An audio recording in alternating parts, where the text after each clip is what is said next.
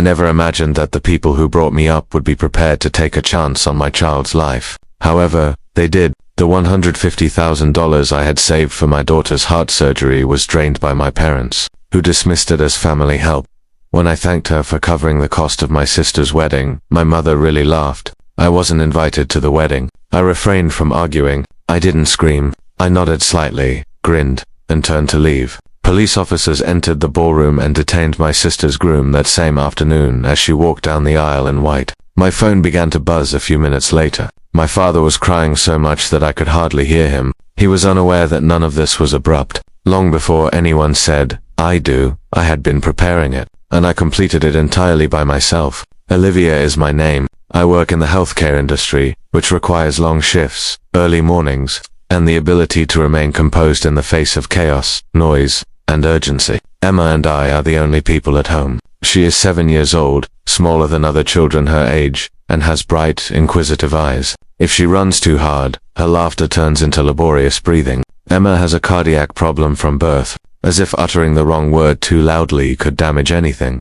Doctors carefully expressed it in low voices. Our mornings were peaceful, with the refrigerator worry, cereal dishes clinking, Emma swinging her legs at the table, and her daily question, "Is today a good heart day?" On certain days it was, on certain days, it wasn't. Years have passed since I stopped measuring time. Appointments, follow-ups, and red-circled dates that count down to her surgery were all part of my existence. When Emma was 2 years old, I began saving a different account. Every bonus, every extra shift, and every extra dollar was contributed. Birthday cash from family members, deposited. Vacations, not taken. Fresh furnishings, purchased, used. I didn't sugarcoat it when folks asked why I didn't pamper myself. I'm rescuing my daughter.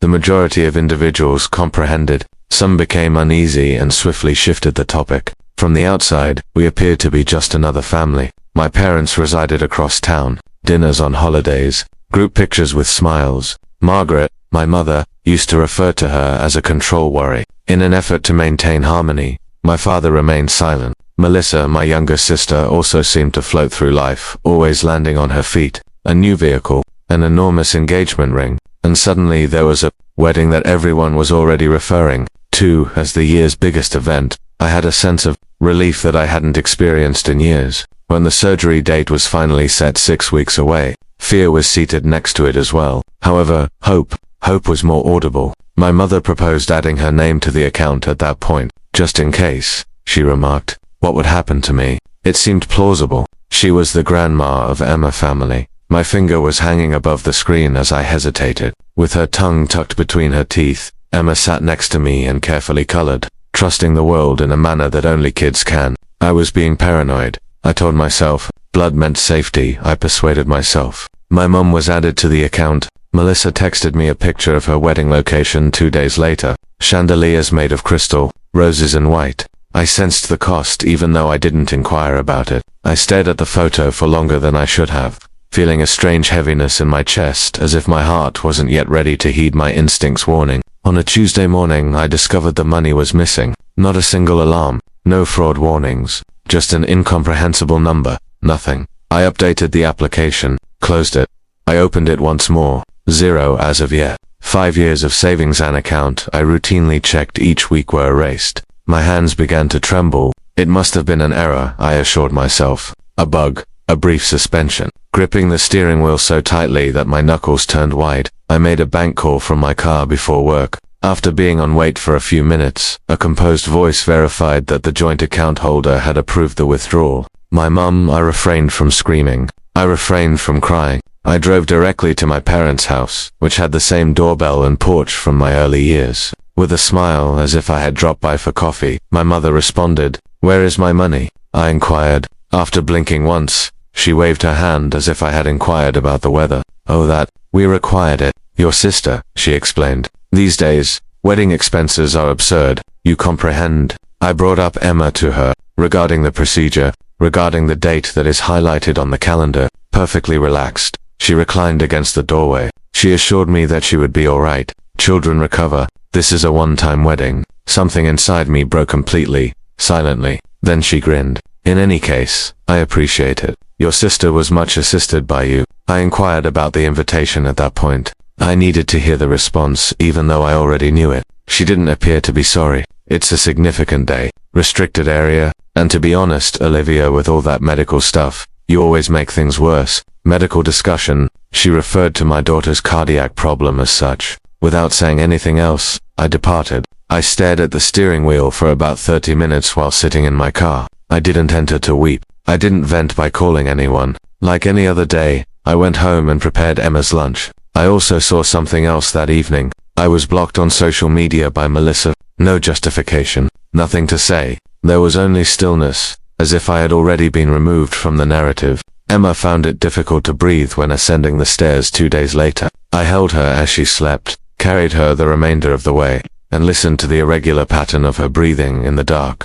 It became evident at that point. There was no miscommunication here. This wasn't negligence. This was a decision. My parents had decided against having a child in favor of a wedding. Without hesitation, my sister had accepted it, and I at last realized something I had shied away from my entire life. I couldn't rely on relatives to keep my daughter safe. I have to trust the truth. After Emma went to sleep that evening, the house seemed louder than normal. The heater made a click. A vehicle drove by outside. I sat at the kitchen table and gazed at the wall-mounted calendar. The date of the surgery was highlighted in red. It was now 4 weeks instead of 6. After the last visit, her doctor had raised it. He had advised us not to wait. Careful professional. As usual, I nodded. I was counting the hours inside. I didn't give my parents a call. I didn't send my sister a text. I did routine tasks like folding laundry, packing lunches, and washing dishes. Things for survival. But my mother's smile kept coming back to me. She said, "Kids bounce back," as if it were a catchphrase rather than a life in danger. I finally allowed myself to think straight when I sat in my car outside of work the following morning. Logically, not emotionally. The account had been lawfully depleted. This implied that shouting wouldn't solve the problem, nor would begging. I required choices that were independent of their morality. That's when my sister's fiancé, Derek, sprang to mind. I had always felt awkward around him. Overly polished, too eager to discuss numbers. He cited shipments, delays, and money held up overseas during Thanksgiving a few years back. Back then, I had dismissed it. It's stuck now. I contacted Tom, one of Derek's business partners, whom I hardly knew. In the downtown, we met in a tiny coffee shop. Not really dramatic. There are just two people seated across a table, their hands encircling paper cups. He appeared worn out, anxious. He didn't grin. He said, "I can't keep pretending anymore, especially in light of what they did to your child." He only gave me enough to see its general outline, not everything at once. Dubious payments, numbers that were out of alignment. Money was going in loops that didn't make sense. He then moved a folder across the table. Not a label, only the truth. Paper, quantities, trends. He clarified, "I'm not asking you to do anything illegal. I simply can't participate in this any longer."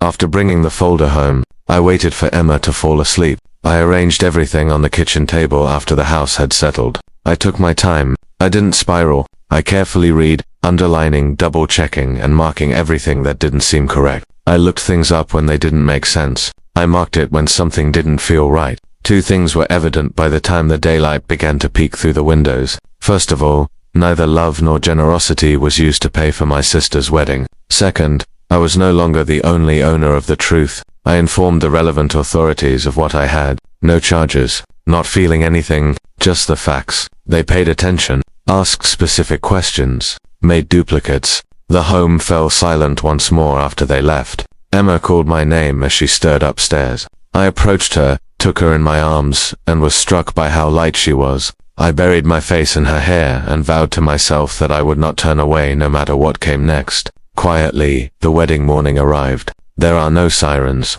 not a single alarm, just Emma's steady, gentle breathing in the adjacent room and sunlight peeking through the blinds. I remained motionless for a while, gazing up at the ceiling while I listened to the house gradually come to life all around us. White outfits, champagne flutes, and broad smiles for pictures were all part of the celebration that was meant to take place today. I remained at home, with her blanket trailing behind her. Emma padded into the kitchen in her socks. She liked somewhat uneven pancakes with carefully crushed chocolate bits in the batter, so I cooked them that way. Swinging her legs, she sat at the table and told me about a dream in which her heart was a clock that had finally figured out how to tick correctly. I listened while grinning. Every few minutes, my phone would buzz while it was face down on the counter. The communications ceased by midday. I realized the ceremony had started at that point. Visitors were finding their seats all across the city. Programs were distributed. The music was thriving. It's likely that my mother was stressing over minutia to make sure everything looked flawless. Melissa would be close by, anxious and radiant, certain that today was the best day of her life. I did the laundry folding, assisted Emma in solving a puzzle. We watched a cartoon that neither of us really focused on. I kept looking at the time, not nervously, but strangely calmly. Everything that was possible has been completed. My phone rang at 4:27. I didn't respond. Once more, it rang. And once more, I left it in voicemail. Emma raised her gaze from her crayons. "Will you not pick up?" I said. "In a minute, complete the coloring." The house phone rang at 4:35. I responded to that one. Before I could say anything, my mother said, "What did you do?" Her voice was unfamiliar, harsh, and damaged. I heard shouts in the background. Chairs are scrapping. Someone sobbing loudly enough to be heard over other sounds. "I didn't do anything," I responded composedly. "I remained at home," she cried. "They stopped everything." They entered exactly in the center. People were observing. Cameras. At the altar was Melissa. Derek, his name made her choke. They handcuffed him. Steady. I leaned on the counter. My heart wasn't pounding. It seemed sluggish, concentrated. "Who put an end to it?" I inquired. She remained silent. She didn't have to. My sister called a bit later. I turned it down. "Next, my dad." I responded. "Olivia," he uttered in a trembling voice. "Tell me this isn't happening, please. Tell me this has nothing to do with you." I said. I told the truth. "That's all." Quiet. A lengthy, broken exhalation followed. My father added, "They're saying his accounts are frozen. The wedding coordinator just departed. The visitors are perplexed. Your mom is distraught. It's a nightmare." The ballroom sprang to mind. The flowers, the cake, untouched. The way discussions would turn into murmurs, followed by conjecture. I refrained from interjecting. This is the last portion, which has been redone with the same events and results, but a stronger, human landing, better rhythm, and emotional control. It is intended to feel unique, contemplative, and subtly potent. I imagined the look on my mother's face as she finally lost control. My father whispered, "You ruined your sister's wedding." I shut my eyes. "No," I replied. "That was the result of your decisions. I simply brought them to light." My mother grabbed the phone back from him as he attempted to fight. "After all we've done for you," she sobbed. "You do this to us after we raised you. To your own relatives." Emma's struggles on the stairs sprang to mind. Of my calendar's red circle, of the zero that my bank account is flashing back at me. I responded, "You stole money that was intended to keep your granddaughter alive." You chuckled over it. I was disturbing the mood. You said, "You selected this mood." She wept even more. She insisted, "We were going to pay you back." She cut herself off. "Everything is being taken by them." Then her voice broke entirely. "It's serious," they said. "They claimed that this has been ongoing for many years." "Yes," I muttered. "When the truth catches up, that's what happens." Melissa's voice abruptly interrupted, breathless and angry. "Hand me the phone."